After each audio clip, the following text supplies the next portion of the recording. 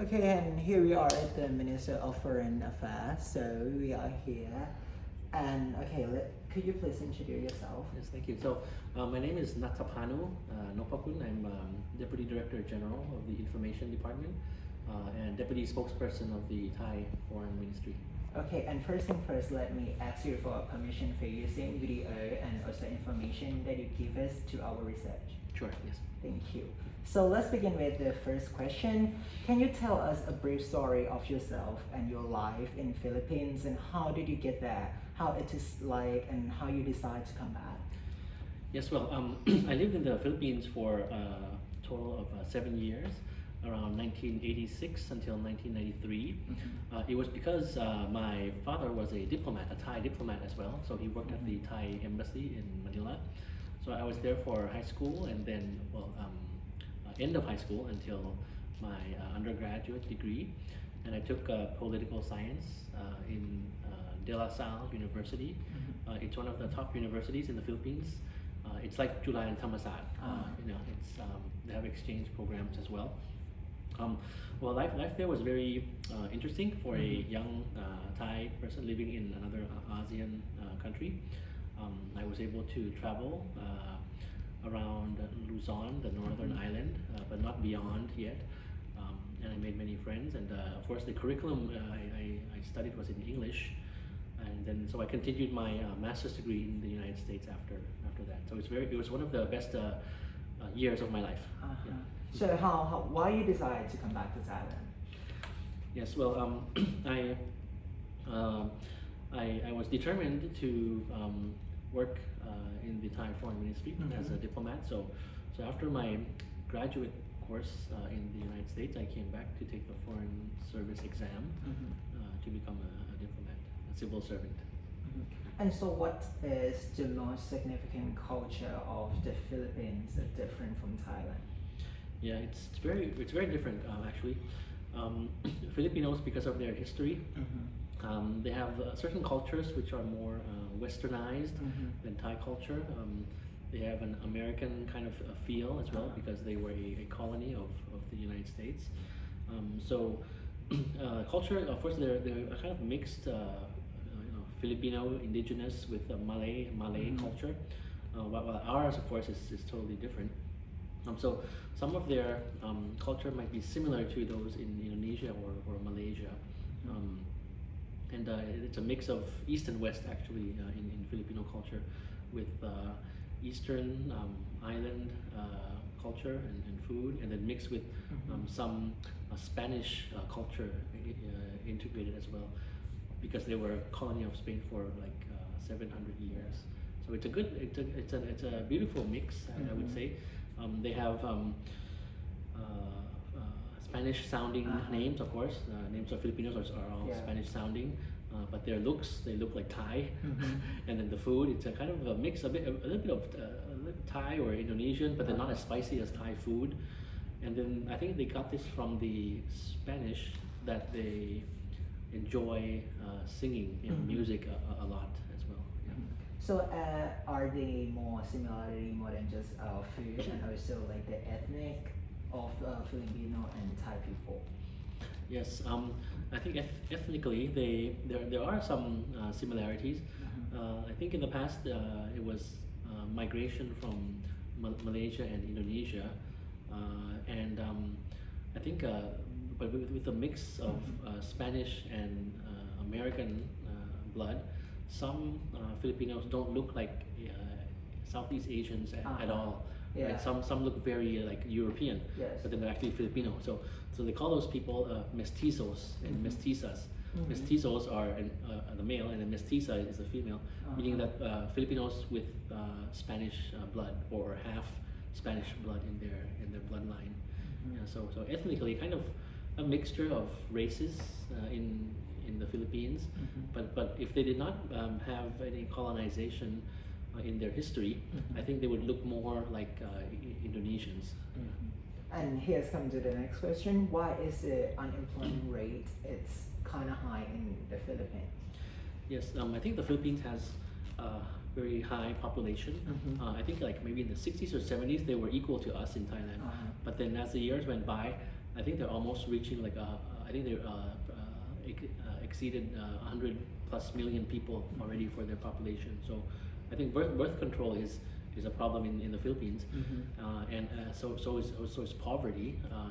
So I think that the high number of unemployment is because of the big population and some issues in the economy as well. So I think more jobs have to be created.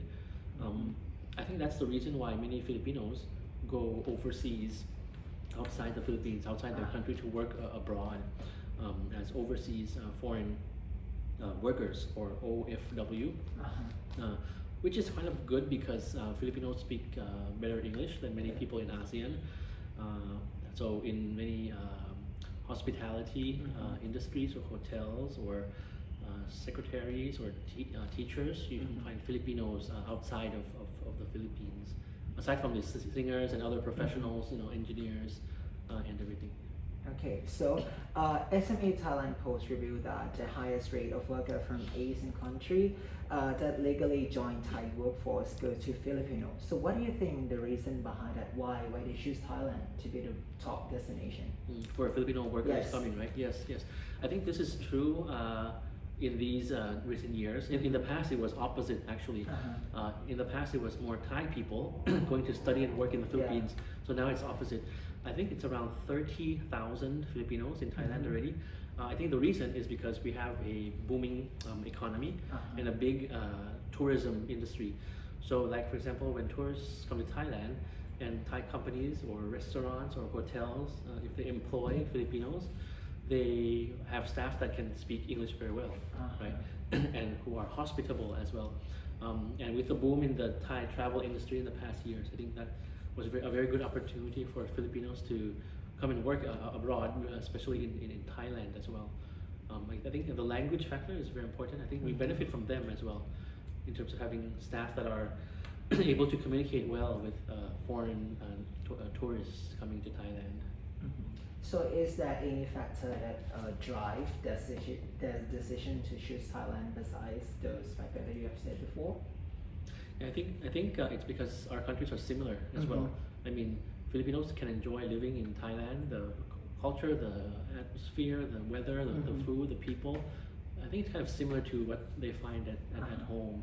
So they feel kind of comfortable. And Thailand's an open society as well. So, for example, Filipinos, 90% are Catholic or Christian, right? And we have many churches here in Thailand. So it's easy to live life in Thailand. I've met with some Filipino professionals, expats here in Thailand, and they even brought their children to come and work and study here. So with all the schools available in Thailand, so I think it's a good situation for Filipinos to come and work here, and we benefit in our economy as well. As you mentioned earlier that Filipinos you chose to be like a teacher, and why like the most popular jobs in Thailand is teacher for Filipino people. Yeah, Filipinos are very keen in English language teaching, right? So I think perhaps economic-wise, if schools hire Western teachers, like from Australia or the U.S., sometimes the cost is higher. Sometimes the having them travel here and everything. But Filipino and Indian teachers are a good potential to come and teach in Thailand, around the country as well. So I think it's because of the language skills, and many Filipinos are kind of, I think inside they're kind of adventurous. They're kind of adventurous, so they're able to go to teach in the provinces of Thailand, not just in Bangkok.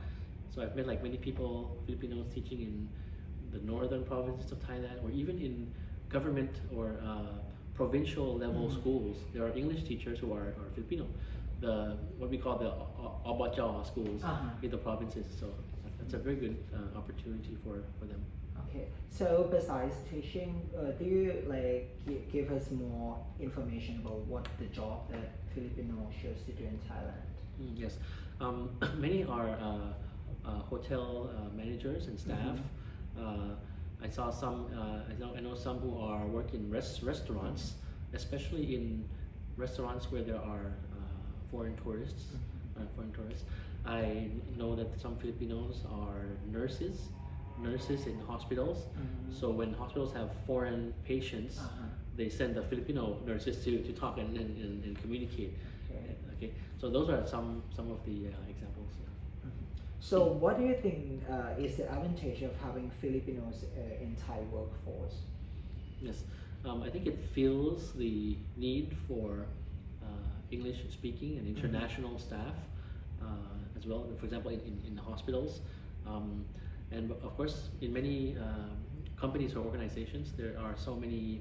There's a lot of work to be done. So you can't have staff which do 10 things at the same time, right? So for foreign patients, for example, some hospitals might have the Filipino or international nurses and staff take care of that as one separate sector. So I think it helps in terms of management as well, and makes the company or organization complete, full. It would be very bad for like foreign guests or patients to come in a hotel or hospital, and only a few people are able to communicate with them. So it makes it the organization or company more efficient as well.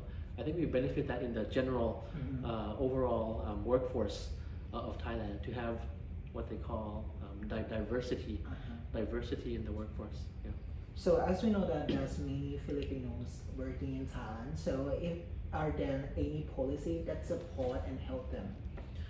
Yes, I think the policy of the Ministry of Labor covers all workers in Thailand as well. So I think there are these laws which take care of their well-being.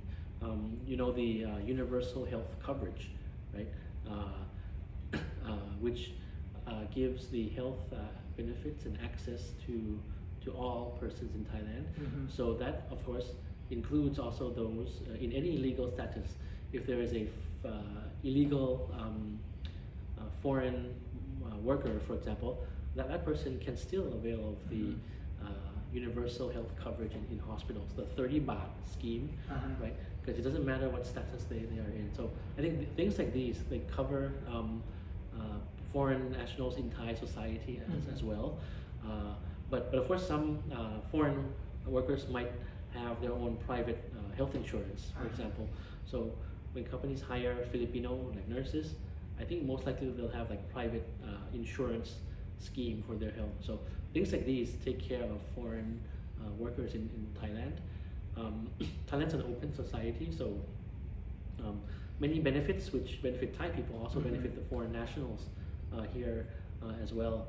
And of course, in terms of legal service, there are many English-speaking legal services in Thailand in case any foreign worker has any issues. So in terms of health, in terms of legal, in terms of society, it's all set very, very well for foreign workers to work in Thailand.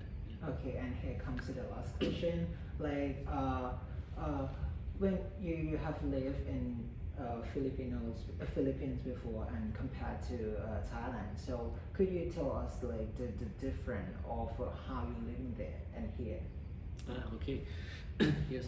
Well, it was a different age anyways. I was in the Philippines when I was young, up until I was around 18 or 19.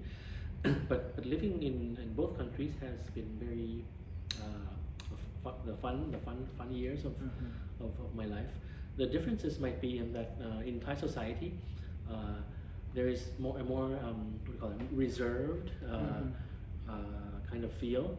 It's sort of like we reserve our feelings. We give, we're kind of obedient to many things. In the Philippines, it's more of a free, kind of a free exchange, free speech kind of society. So young people talk to the elderly, and then they are kind of a little bit of like living in the United States. And so because of the Western influence in the Philippines, but both countries are good for young people to live in because it's both are safe and convenient for young people. That's why we see many young students go to both countries, in the Philippines and Thailand. So living in both countries has been very colorful because of the availability of many malls, attractions, good food, restaurants, tourism sites, and everything. Now in the Philippines, that was the 80s and 90s, so it's a different period from here in Thailand, right? So in that time, there was no internet yet around the world, right? Not widely used yet, but here this day and age there is. So I guess living in the Philippines is it was convenient considering it was the 80s and 90s, and I'd surely like to encourage young people in Thailand and ASEAN to visit the Philippines and vice versa as well, because we have to learn from each other as you know, young citizens of ASEAN. We're all the same ASEAN family, so maybe in the future, or you have already friends from the Philippines, Indonesia, and there are many youth exchange programs as well. The foreign ministry also has many youth exchange programs. Wow, so exciting. Could you tell us more details about it? Like for example, the International Organizations Department dealing with UN matters, they have the ECOSOC and UN SDG youth exchange program. So every year they choose students from universities to go and join the delegates, the Thai diplomats, going to, for example, New York or Geneva, you know, wherever the United Nations is talking or discussing about sustainable development goals or global economy, you know, challenges, whatever. So it's like the youth delegation of Thailand. So we have that, and in the ASEAN framework, there's also exchanges as well. We here in the foreign ministry, we receive a lot of young people actually. Actually, next week, students from Mosawal, Sinakarin Wirod, will be coming to this department to because they're learning English, international communication. Yeah, so they'll be coming here to the department, and then there's our other students also go to other departments to learn about like the global economy and other things as well. So we're quite open to sharing our knowledge with young people, so young people like yourselves can have a wider global perspective. Okay, so thank you so much for Thank you. having us. It's such an honor to interview you today. Thank you.